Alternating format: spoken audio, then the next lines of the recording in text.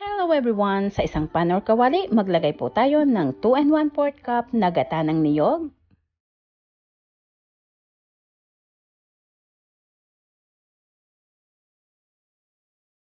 Samahan natin ng dahon ng pandan.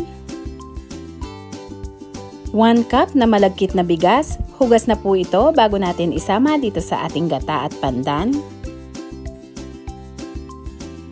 Samahan din po natin ng konting asin. At ngayon naman ay atin pong tatakpan. Ang apoy po natin dito ay mahina lamang. Hahaluin po natin paminsan-minsan para hindi po dumikit yung ating malagkit sa ating kawali. Kaya naman, this is Bella, ang inyong kusinero ng Ito Elmo's Kitchen. Kung bago ka sa channel na to, syempre, welcome na welcome ka. At kung dati ka naman, welcome back. Kaya naman, don't forget to subscribe, like and share, at pakihit mo na rin ang notification bell. Isama mo na yung all para lagi kang updated sa mga bagong upload. Hanggang sa maluto po ay uulit-ulitin lang natin ang ganitong proseso, ang paghalo at pagtakip dito sa ating malagkit na may gata.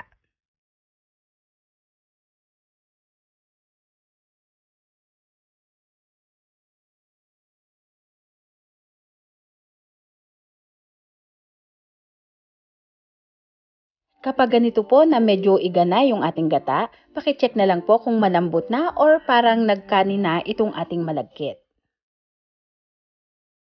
At kung malambot na po, lagyan natin ng 3/4 cup na condensed milk. Pwede po kayong magdagdag, pwede rin po kayong magbawas, depende po sa tamis na inyong gusto. At dahil nga po pandan flavor, lalagyan ko ng food coloring na kulay green.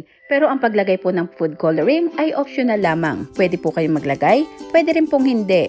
Dahil yung lasa naman po ng pandan ay nandyan lang din. Ginawa ko lang po ito, lalong-lalo na kung pang negosyo para po mas attractive tingnan.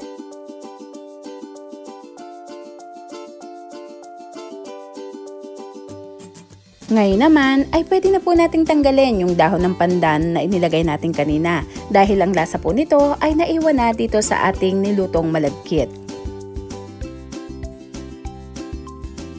Ngayon naman po ay mas palakasin na natin yung apoy, mas taasan na po natin yung temperature para mas mabilis na po na madry itong ating buko pandan na biko. Lagyan na din po natin ng kalahating cup na makapuno. Pwede po tayong bumili yung nasa sa bote at pwede rin naman po yung mga fresh na nabibili natin sa palengke. Haluin lang po natin hanggang sa madry.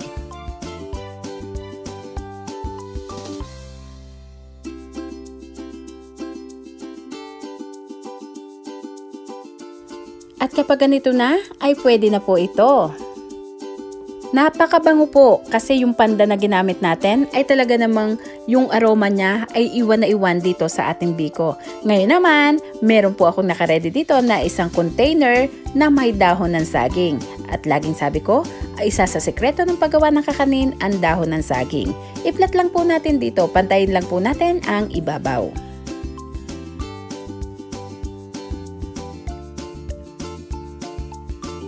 Isunod naman po natin ang latik. Meron po akong 1 cup dito ng coconut milk or coconut cream. Pwede po kayong gumamit ng coconut cream.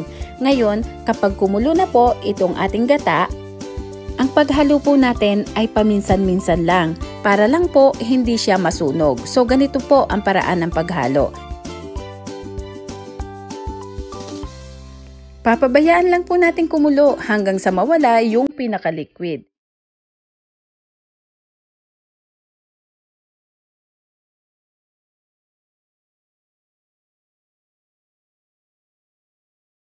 At kapag ganito po na nadadry na siya, ang paghalo po natin ay medyo malimit-limit na para po ang pagkasunog niya ay ating maiwasan. Katulad po nito kung nakikita nyo, medyo nagbabrown na po yung gilid.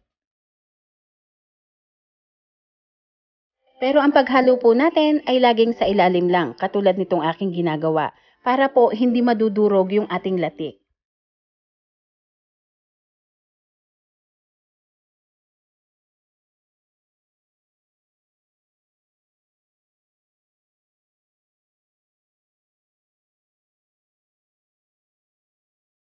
Kapag ganito po na may konti pang puti-puti na natitira, pwede na po nating hanguin para po hindi na siya masusunog dahil yung pong pinaka-oil niya ay mainit. So, magiging brown na po siya lahat doon. Kaya naman, isunod na po natin ngayon ang pag-slice dito sa ating biko. Gamit lang po tayo ng spatula. At ang pag-slice po natin, depende sa size na inyong gusto.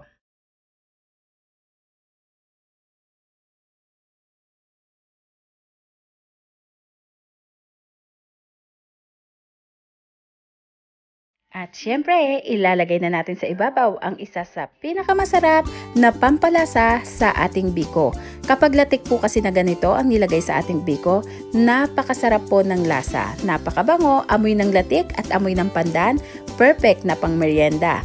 Kaya naman, ito na po ang ating masarap na pang merienda ng buong pamilya at pwede rin nating pagkakitaan pa. At bago natin tapusin ang video ito, mega love shoutout po sa lahat ng sumusuporta sa Yudelmo's Kitchen. Mega love shoutout po sa ating sponsor ngayong September 5 para sa Supporters Day, Paus Branded Shop. Maraming salamat po. At syempre, walang katapusan pong pasasalamat sa lahat ng supporters ng Yudelmo's Kitchen.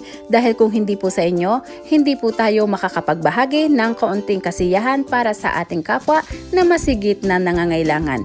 Kaya maraming salamat po at magkita-kita po tayo sa September 5, 10 AM Pinas time para sa ating pag-giveaway at raffle na pambawi sa inyo ng Yudelmo's Kitchen. Live po tayo sa Facebook page at syempre dito sa YouTube. Kaya naman, maraming salamat po muli sa inyong lahat. Bye-bye at mag-ingat po tayo.